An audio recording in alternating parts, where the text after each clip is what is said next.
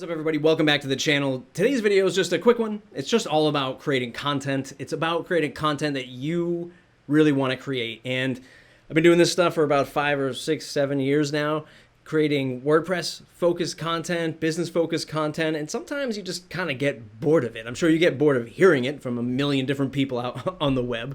I sure as heck get bored of creating the same old stuff, and even if it's tweaked just a little bit differently than the next person who does it, it still just starts to wear out on you. And really, content creation, I guess, will always have that sort of roller coaster ride. I don't think there's a way to fully escape it.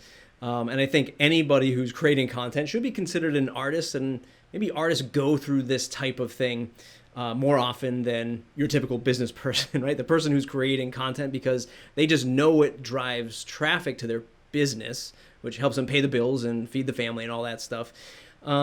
But I think that we should be more aware of creating content that we want to create. And even if it's you creating, 90% of your time creating blog posts for your business and videos for your business, but maybe 10% of that time creating something a little bit more fun and a little bit more creative and maybe just more engaging to your own senses and not just engaging to, is this going to convert somebody for filling out a form on my website? I think it's very important that we flex those creative muscles. I think some people don't like that term, but we flex those creative muscles in different areas and not just drilling down on the same stuff over and over again. One of the things that I do is I just make fun little videos of my children, right? Just 1, 2 minute, 3 minute clips of different things. And it just allows me to play with my camera a little bit more, play with multiple cameras.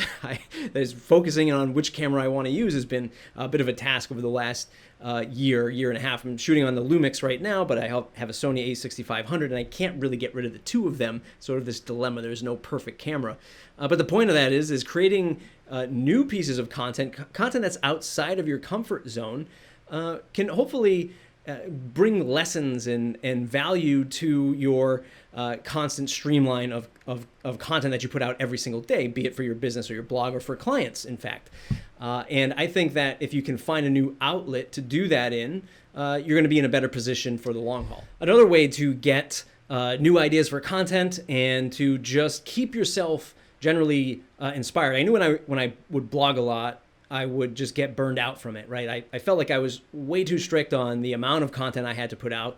I was constantly measuring the amount of words and characters I was putting into each post. I was making sure I was doing it every day or every week. And it sort of really, I ran with it for months at a time. I did this in many different sprints, but I would always get burned out from writing so much and really forcing it, which I know is a strategy for a lot of writers. There are a lot of successful writers out there, is to just keep the process going because 1 out of 100 will be the hit that you need or it'll spark it as a cornerstone piece of a whole bunch of other content. I totally get it.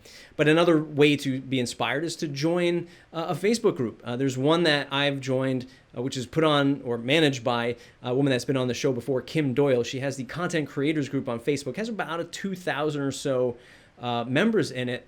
And she does an amazing job of keeping people engaged and always challenging us. She has an upcoming live streaming challenge. So when you're creating content, it should be fun. It should be engaging, not only for your audience, but for you. And live streaming is a great outlet for that. You can live stream with Instagram stories or Instagram Live, as they might call it. Instagram TV now, there's so many different labels, I don't know.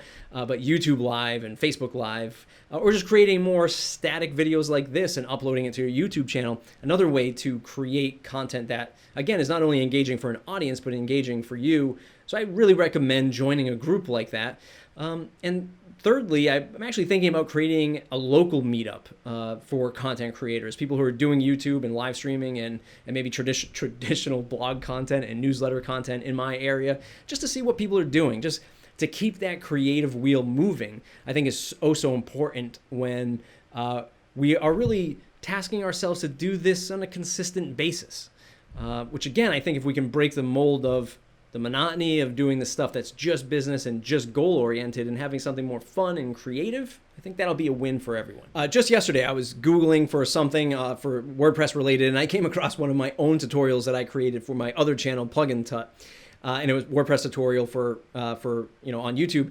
And the video had like, I didn't even realize it had like 40,000 views, a whole bunch of comments, a whole bunch of likes, all this stuff. I went back, I looked at my other videos. I haven't really logged into that account in so long. And I have so many videos, dozens of videos with 20,000, 30,000, 40,000 views. And it's 6,500 subscribers to that channel. And sometimes I'm like, wow, I had something going there. And it's growing still to this day. Maybe I should go back and do tutorials again. And maybe I will. But I was sort of forcing myself to do this tutorial either daily or weekly, and it just became really boring. And YouTube comments aren't the nicest. And sometimes you're just like, man, I put in hours to do this stuff, and you just want to rip me apart for something else that doesn't even go with this video. But, the point is sometimes I think we're going to go in and out of the types of content that we like to create. I don't think content creation is going away by any stretch of the imagination. It's only going to compound and get more important to the success of our business and our personal brands, which leads to new relationships and new opportunities, whether it's a business or a friendship or a charitable organization. I think the fact that when we're creating content, putting ourselves out there and people are consuming that and they either agree or disagree with the stuff that we have going on, I think that's going to lead to new opportunities for the future. And I think everybody should be creating content today. I often think about creating content that I have no idea about. One of the things that I started to think about more recently was creating content for tech toys, something that I can look at toys, play with toys, specifically tech ones, so things that help you learn how to code or put things together or challenge or stimulate your mind. So I can share that content with my young children so they can have that to consume at an early age. And boy, wouldn't it be kind of cool if dad brought home all these awesome toys that they got to play with. But I could also flex my creative muscle and go into a different area where I'm creating sort of reviews for tech toys. I don't know, it's just something I've been throwing out there, but the idea is I'm always open to creating new content. I think everyone should be. Again, flexing that creative muscle is only going to be able to bring, or hopefully bring in new ideas, new concepts to your traditional content creation. So what about you? If you're somebody who's creating content, YouTube series, audio podcasts, blogs, newsletters, live streaming, what is it? What are you doing that's out there? What are you doing to challenge yourself to create new content? And where do you look to get inspired for new content? I'd love to know in the comments below. Just a quick video today. Hope everyone's doing well. It's been a while since I've posted. I'll get back to the regularly scheduled program. It is 1,000,000 degrees in my office right now. I'm in an attic. I don't know, I probably complained about this before, but it is like 95 degrees outside. It's literally 115 degrees in here. I'm dying. Need to get the AC back on. It's mattreport.com, mattreport.com/subscribe to join the newsletter. If you like this video, go ahead and thumbs up, subscribe to the channel. I hope you do. I'll see you in the next video.